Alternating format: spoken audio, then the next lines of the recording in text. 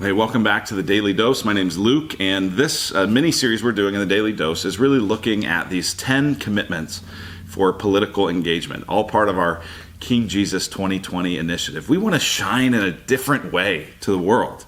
We might have some similar beliefs. We might have some things about politics that we might agree with people who aren't Christians. But man, the way we talk about it, the way we approach it should just be really, really different. So here's the commitment we're looking at today. It's the commitment of humility. Humility. Here's what it says. I commit to being quick to listen, slow to speak, and slow to anger as I seek to learn from the varied perspectives within the body of Christ. That idea of being quick to listen, slow to speak, and slow to anger, it actually comes straight out of James chapter 1, verse 19. Here's what James, the brother of Jesus, follower of Jesus, says. He says, "Know this, my beloved brothers, let every person be quick to hear, slow to speak, slow to anger, for the anger of man does not produce the righteousness of God." It's interesting that he talks about this anger and kindness in terms of speed, right? And I think it's really interesting just to think about how we react to certain things. Maybe about a month ago, my parents were asleep in their house. In the middle of the night, all of a sudden they heard this huge crash and this huge noise, and they both jolted awake.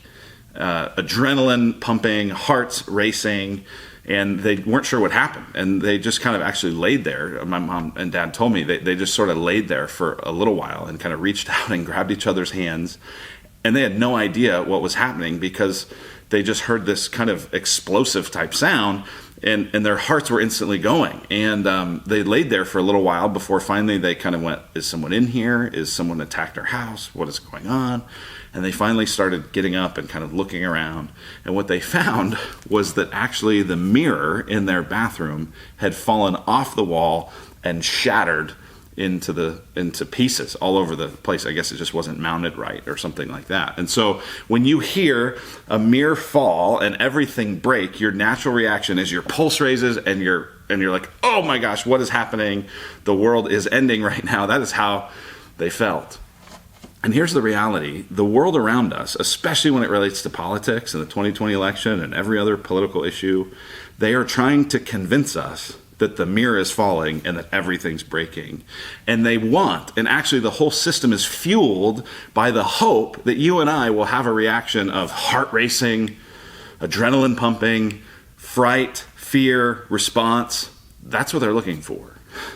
And we as the followers of Christ can't do that. We want to be quick to hear, slow to speak, slow to anger.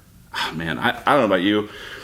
When I read this, it just feels to me like maybe one of the hardest verses to live out in our day and age. And so I go, man, how do we do this? Maybe our best hope is to pray this, is to say, Lord, would you help me become a person like this? Would you help me become quick to listen, slow to speak, slow to become angry? We can't do this on our own. We need the help of the Spirit of God. But that's what he's calling us to, is a kind of humility that says, I don't know everything. I don't know all the situations, but I'm going to dependently trust on God so that I can listen and speak with wisdom rather than react out of anger and fear. So there's your daily dose. I hope you have a great day.